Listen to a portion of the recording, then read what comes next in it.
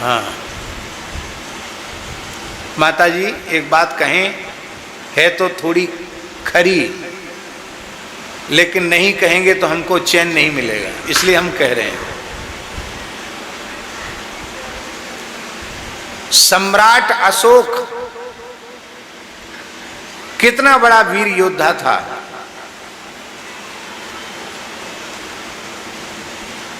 वह एकमात्र सम्राट था, पूरे भारत का नहीं, चीन, म्यांमार, नेपाल, भूटान, तिब्बत, ये सारा क्षेत्र उसके अधीन था। सम्राट था अशोक। और अशोक ने बड़े बड़े युद्ध लड़े, इतिहास उसका साक्षी है। और अशोक के जीवन की सबसे बड़ी भूल थी कि उसने बौद्ध धर्म में दीक्षा ली और उसने अहिंसा व्रत धारण कर लिया। और अशोक की अहिंसा ने भारतवर्ष को गुलाम होने का रास्ता साफ कर दिया।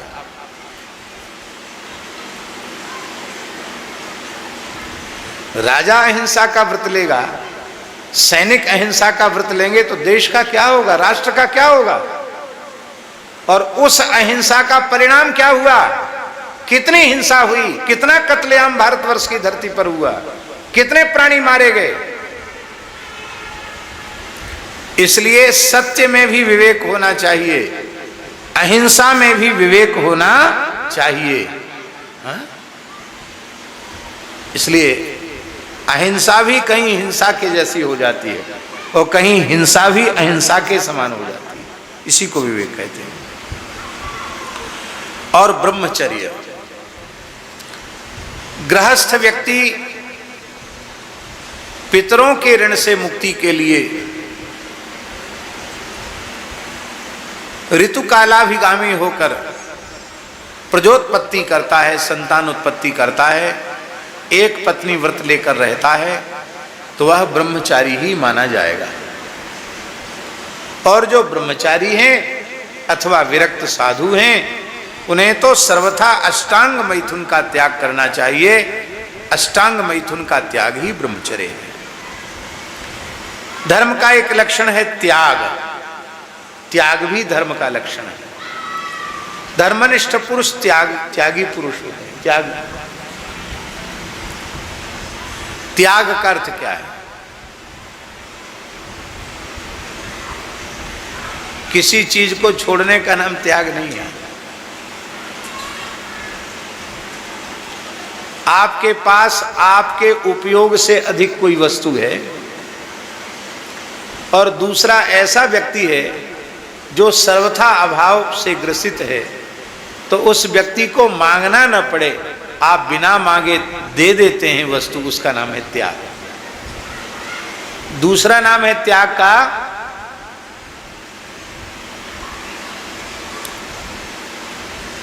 साधक का कर्तव्य है कि भगवान के अतिरिक्त संसार के वैभव को, संसार की संपत्ति को मांस के लोथड़े के जैसा समझे। दत्तात्रेय जी ने एक कुरर पक्षी को, चील पक्षी को गुरु बनाया। एक चील को कहीं से मांस का टुकड़ा मिल गया, अब तमाम मांसाहारी पक्षी उसके पीछे लग गए, चील के पीछे लग गए। उस बेचारे चील को अपना प्राण बचाना मुश्किल पड़ गया। उसने वो मांस का टुकड़ा अपनी चोंच से छोड़ दिया, सब टुकड़े पर झगड़ने लगे। चील शांत होकर, निश्चिंत होकर डाली पर बैठ गया। अवधूत शिरोमणि दत्तात्रेय जी वहीं थे। बोले, जय हो गुरु जी, हमने आपसे शिक्षा ले ली, आप मेरे शिक्षा गुरु हो गए। संसार का वैभव मांस के टुकड़े के जैसा है, यदि इसके कारण विवाद होने लग जाए, मठ मंदिर आध्यात्मिक संपत्ति को लेकर भी विवाद होने लग जाए, तो साधक का कर्तव्य है कि मांस के टुकड़े के समान त्याग करके भजन में लग जाए। स्वामी जी, हम आपको क्या बतावें,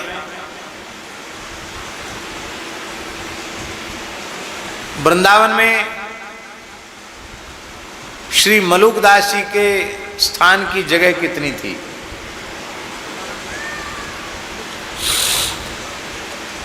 जब मुगल बादशाह शाहजहां आया मलुकदास जी का दर्शन करने, कथा आप सबको मालूम होगी कि शाहजहां ने संतों की जमात घूमने पर प्रतिबंध लगा दिया था, क्योंकि उसने अपने मौलवियों को बुला के पूछा कि इतना कठोर दंड देने के बाद भी, तो मौलवियों ने कहा कि जब तक ये साधुओं की जमात घूम रही है, ये गांव-गांव में घूमते हैं, धर्म का प्रचार करते हैं, तो इसलिए इस्लामीकरण नहीं हो रहा है। पूरे भारत को इस्लामिक राष्ट्र बनाया जा सकता है, इसका एक ही उपाय है, इन साधु संतों का घूमना फिरना बंद कर दो। शाहजहां ने तत्काल साधुओं की जमात टोलियों पर प्रतिबंध लगा दिया। जो जहां थे वहां गिरफ्तार कर लिए गए, जेल में चले गए, बड़ी यातनाएं दी गईं और बहुत से संतों ने यात्रा में अपने प्राण भी त्याग दिए। उस समय मलुकदास जी प्रयाग के पास कड़ा में बैठकर भजन कर रहे थे। कुछ संतों ने जाकर कहा, महाराज आप बैठे रहोगे तो धर्म का क्या होगा। तब आपने अपने सेव्य ठाकुर सीताराम जी को साथ में लिया और 1200 संतों की जमात, कितनी 1200 संतों की जमात लेकर बादशाह के हुक्म का उल्लंघन करते हुए वहां से चल पड़े। संत तो निर्वैर होते हैं, उनमें अपने पराये का भेद नहीं होता है। जहां जहां जाते उनका दर्शन करके, उनका उपदेश सुन करके लोगों को लाभ प्राप्त होता, और कहीं भी मलुकदास जी को किसी ने गिरफ्तार नहीं किया। अंत में वो दक्षिण भारत में श्रीकाकुलम पहुंच गए। वहां का जो हिंदू राजा था वो मुसलमान हो गया था।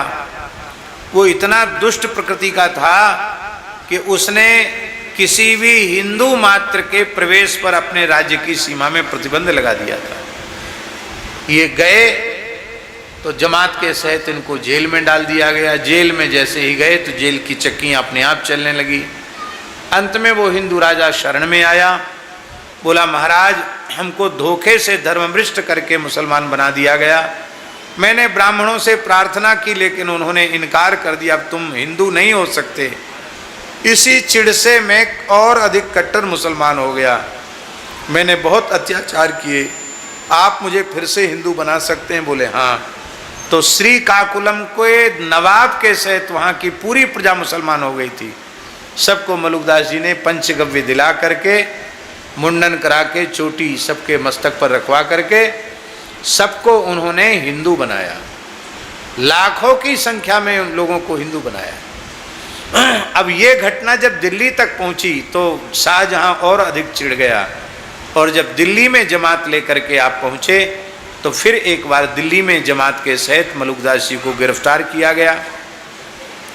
जैसे ही कारागृह में पहुंचे, वहाँ के जो पहले से साधु संत अथवा जो भी लोग वहाँ बंदी थे, मलुकदास जी का दर्शन करते उनकी हथकड़ी बेड़ी टूट गई, खुल गई। जेल की चक्कियाँ अपने आप चलने लगी।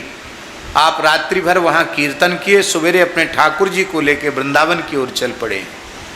और इस घटना के बाद बादशाह कुछ बिगाड़ नहीं पाया। इस घटना के बाद शाहजहां के सारे शरीर में भयंकर जलन शुरू हो गई। ऐसे लगता था मानो किसी ने धधकती हुई आग में उसको पटक दिया है। हाय जला, हाय जला, हाय जला, बहुत चिल्लाया। हकीम वैद्य बुलाए गए, मुल्ला मौलवी बुलाए गए, झाड़ फूक वाले बुलाए गए। अंत में मौलवियों ने कहा कि किसी हिंदू फकीर का अपमान किया है तुमने, उसी का ये परिणाम है। बोले मलुकदास जी का अपमान तो हुआ है। तब कहाँ है पता लगाओ। बोले वो तो वृंदावन में है। तब शाहजहां मलुकदास जी के चरणों में क्षमा याचना करने आया। आप तो उसे दंडित करना चाहते ही थे, क्योंकि वो उपदेश की भाषा समझने वाला था नहीं।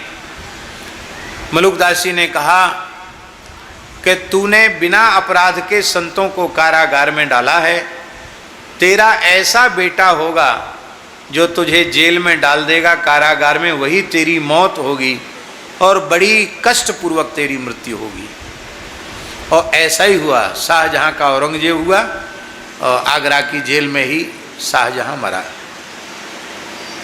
सब जानते हैं, इतिहास साक्षी है। महाराज क्या कहें आपको, शाहजहां ने औरंगजेब के पास चिट्ठी भेजी जेल से कि हमको 24 घंटे में एक सूखी रोटी मिलती है खाने के लिए, एक डली नमक की मिल जाए तो मैं उसके स्वाद से खा लूंगा।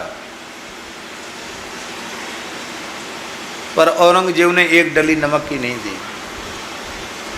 तब अंत में उसने फिर दूसरी चिट्ठी लिखी कि मैं अब रोटी नहीं खा सकता, मुझे कुछ चने दे दिए जाएं तो पानी में भिगा करके एक मुट्ठी चने खा करके अपनी जान बचा लूंगा। तो औरंगजेब ने चने भी देना मंजूर नहीं किया। बोले अब बुढ़ा घोड़ा बनना चाहता चना खा करके, और काम ऊपर से करना पड़ता था, दरी चादर बनने पड़ते थे शाहजहां को। आजकल के नेताओं जैसी जेल नहीं थी कि एक क्लास की जेल हो गई, वो साधारण कैदियों के समान काम करना पड़ता था शाहजहां को। तब उसने कहा कि ये काम मुझसे नहीं होता है, तुम कहो तो मैं कुछ लड़कों को भेज दिया करो तो मैं उनको कुरान पढ़ा दिया करूंगा, शाहजहां ने कहा। तो औरंगजेब ने कहा कि बुढ़ा मरने को है पर अभी भी उसकी हुकूमत करने की बू नहीं गई है, हैं? पढ़ाने वाला भी तो हुकूमत करता है, हमारे खिलाफ कुछ लोगों को तैयार करना चाहता है, ये भी स्वीकार नहीं किया। ऐसी दर्दनाक मौत हुई शाहजहां की, जिसने ताजमहल जैसी इमारत बनाई, उसकी ऐसी मौत हुई। तो औरंगजेब को पहले तो ये कहा कि तूने जो अपराध किया उसका दंड तुझे भोगना पड़ेगा। बोले महाराज मैं भोग लूँगा, अभी तक तो कोई बेटा है नहीं, आपके कहने से हो जाएगा तो अच्छा है, पर मैं जल रहा हूँ, मुझे बचाइए। तब आपने कहा मेरी शर्तें कबूल कर तो माफ़ी मिलेगी। उसमें पहली शर्त थी संतों की जमात पर जो तुमने प्रतिबंध लगा दिया आवाजाही पर, उस प्रतिबंध को तत्काल समाप्त करो, क्योंकि सब संत सुखी विचरंती मही, संत किसी में भेद नहीं होता है। आपको सुनकर महाराज जी आश्चर्य होगा, एक मुसलमान उनका शिष्य था मलुकदास जी का, जिसका पूर्व नाम था फतेह खान।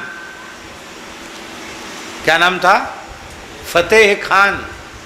और वो औरंगजेब ने भेजा था, अंत में वो नतमस्तक हो गया।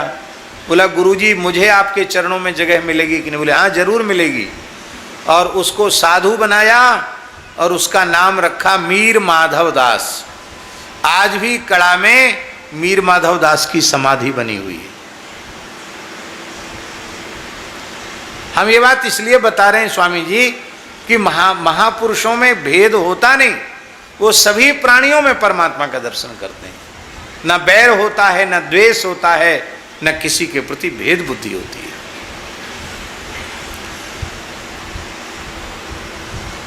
संतों की जमात पर प्रतिबंध समाप्त हो। दूसरा, बलपूर्वक धर्मांतरण न हो।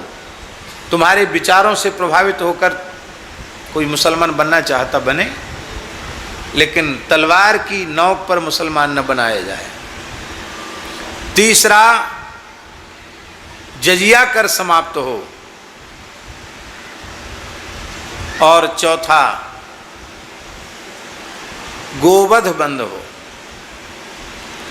और चारों शर्तें, क्योंकि जल रहा था इसलिए उसने अपने शासनकाल में मलुकदास जी की आज्ञा से चारों शर्तें कबूल की। कबूल करते ही चंगा हो गया। जैसे ही स्वस्थ हुआ बोले बड़ा कमाल किया महाराज, मैं आपको कुछ देना चाहता हूँ, मैं बादशाह हूँ। तो बाबा श्री मलुकदास जी बोले कि मेरी फकीरी के आगे तेरी बादशाहियत धूल है, धूल को लेके मैं क्या करूँगा। तब उसने फकीर शहंशाह का खिताब दिया, मैं मुल्क का शहंशाह हूँ, आप फकीरों के शहंशाह हैं। और ठाकुर श्री सीताराम जी के नाम से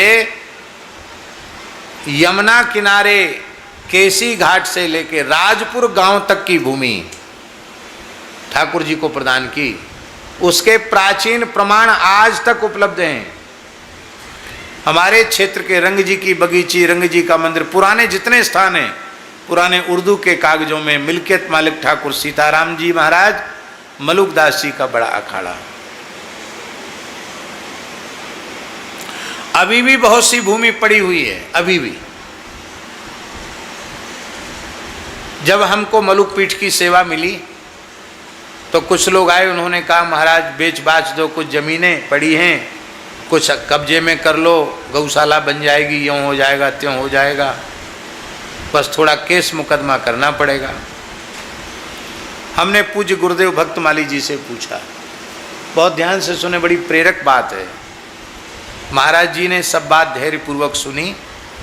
सुनने के बाद कहा, भगवान ने जितना दिया है उतने में पूर्ण संतुष्ट रहो। यह जीवन झगड़े टंटे के लिए नहीं, भजन के लिए है। तुमने तो नष्ट नहीं किया ना? उनका हमने नहीं किया। तो आपने नष्ट नहीं किया तो जिसने नष्ट किया उसका जिम्मेवार वो है जिसने नष्ट किया। आपको भगवान ने जितना दिया है उतने में पूर्ण संतुष्ट रहो। हाँ, कुछ खरीदना है, लेना, तो भगवान सामर्थ्य दें तो खरीद करके लो, पर विवाद मत करो।